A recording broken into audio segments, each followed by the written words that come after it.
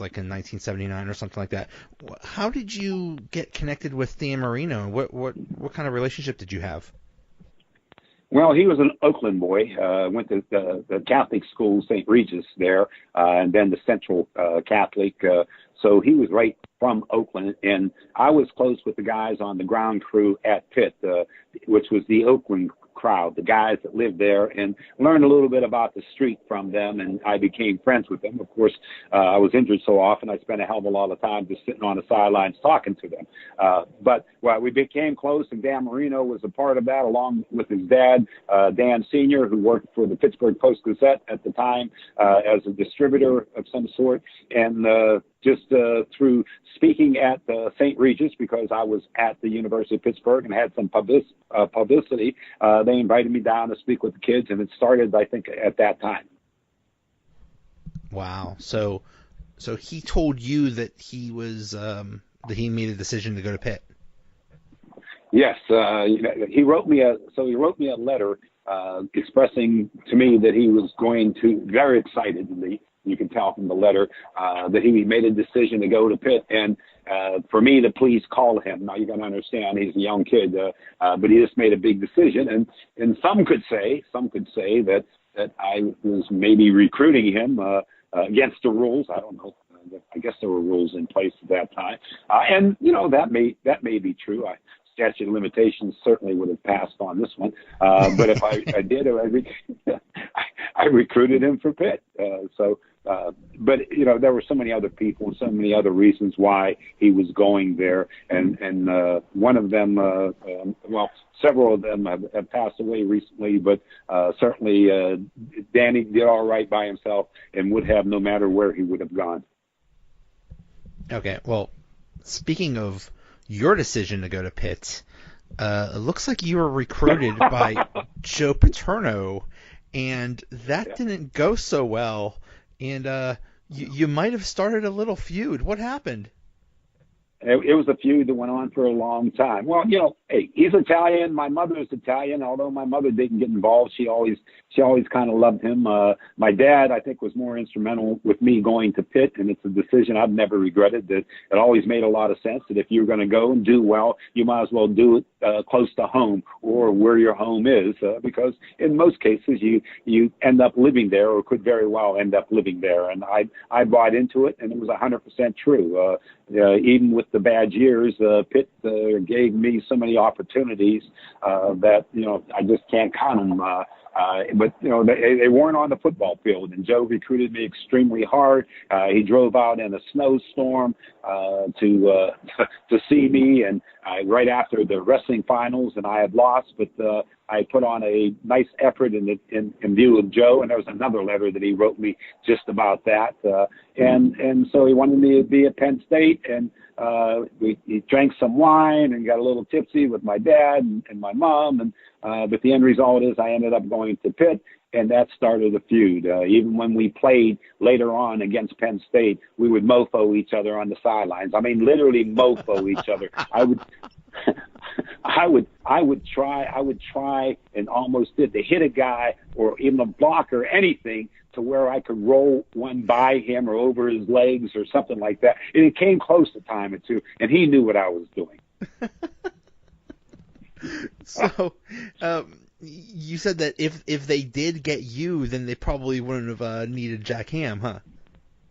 The scholarships were full from all the reports there, and I jerked them around until after the state finals in wrestling, which would be April. And I really didn't jerk them around. I mean, I was dead ass set on winning the state championship, and I'd lost in the finals the year before, and so I put everything else aside. After that was over, then I concentrated on the schools, took a couple of lame visits. But during the entire time of wrestling season, I didn't screw around. But it was Pitt or Penn State, and honestly, I couldn't have gone wrong with either of them at the time. Sure, but I laugh because two Italians butting heads, and you said that grudge never left, and that's what Italians do. Grudges last forever. there is no definite stop to an Italian grudge. If an Italian has a grudge, it lasts infinity. No question, and I don't disagree with him at all with his feelings. When I've recruited guys hard and never won that hard and lost, but if I recruited guys hard and lost, there's a little bitterness there, I guess, to how they can't see things your way and how you could have done so much more for them. And particularly in some cases where they go with scoundrels, and that happens, but usually payola's involved there. Joe, everything was clean and straight up, and he pretty much said, I think I believed him, everyone did, that he never drank around recruits. But when you get around a big bottle of Chianti and you're there and you're talking good things, and my high school coach, who was just renowned in high school football himself and still is, Ray Ferroni, he was there at the meeting. Of course, that's another Italian meeting another Italian, and but none of them influenced me unduly. If anyone, it was probably more my dad, who was in business and knew that if I went to Pitt, did well, got publicity, it would help his business, and it certainly did. And he took care of me while I was going to Pitt, so I didn't have anyone grease me. Yeah. The Pitt-Penn State rivalry, to me, it's a shame that it's dying because it was so intense in the 70s and 80s. I mean, even now, Penn State pretends that they don't want to play Pitt or they don't need Pitt or whatever. But when they do play each other, that hatred is still there, and it's just so intense. And it's such a shame that it's going away. I mean, it had to be so intense when Pitt and Penn State played back in the 70s and 80s, huh? Oh, sure it was. I mean, you played on the Pennsylvania Big 33 with these guys, and you went one way and they went another way. And, on our team at that year, I think we had 11 guys who made the PA Big 33. Now, some of them were the products of their high school publicity machines, and maybe were arguable whether they should have been on that team, but it was actually 50 my senior year, and they cut it down to 33 to play Texas, and we still got walloped. The old Texas coach Bobby Lane, former Steelers quarterback, had those boys ready to go. It was their third game by the time they met us. And they played 2 regional games or sectional and then regional games, whatever. But when they came to Hershey, PA, they were a well-oiled machine, and Bobby Lane had them going, and they put a whipping on us. But that was back then. Yeah, it's just it annoys me that they just decided not to play each other anymore. But hey, well, a lot of that now, a lot of that not playing Pitt has to do with Joe Paterno. I mean, he realized. Yeah, I mean, so that was Joe who was involved with that, and he's talking about that vindictiveness of an Italian. I mean, that's and I say that being half Italian, and the other side's Croatian, so you know how bad that is. but yeah, it was bad there for a while, and I probably have with let's say that 11-page letter there, and another 10 or so letters that I could probably flash up on social media, just showing there were just so many, and not everyone singly from him. He had a guy also, who recruiting coordinator or whatever. I think the last name was Noel, who did a lot of the contact. I saw one of the things you posted was a Rolodex of Donald Trump. Did you ever talk to him?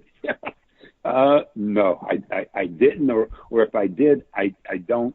I talked close to his office, but not him, and that was only because of Herschel Walker. And Herschel Walker was a client of International Management Group, IMG. That's Mark McCormick, and they had bought out, or let me say no, I entered into an arrangement with them as independent contractor, as president of their football division, and I would represent their guys. They had a super guy who could obtain the talent, Peter Johnson, but he just absolutely hated football or the boredom of going through negotiations and everything else, and he would flip out a little bit too much, and he was just too valued also as bringing in the big time clients. I'm talking about the tennis clients and all the rest. But Herschel was one of them, and I inherited him, and we inherited the situation where coming in, Peter and the Dallas Cowboys were about, at the end of it all, and it was time to make a move. And I went down and met Jerry Jones for the first time and facilitated the trade of Herschel.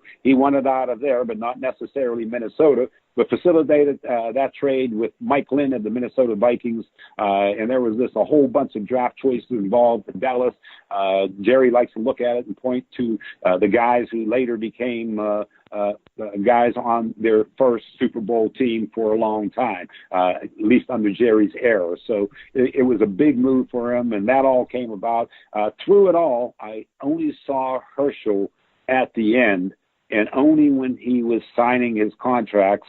And it was kind of like a flip, see you later, type of thing. But, my job was done. But you needed to know football. You needed to know what was going on. And Jerry made one. He's a brilliant guy and shrewd, but he was younger then, although I was younger than him. But he made a mistake, and that is he let the media know what was going on, and he was planning on it. Once you do that, you're locked in. And so about anything that I come back with as far as what Herschel wanting, and it was houses and cars and $1 million here and $1 million there. But you're to the point to where he has a deal that is better than anything he could have wished from heaven. And it just some dollars just stand in the way. And he helped out Minnesota with as much as they wanted him to make sure that trade went through.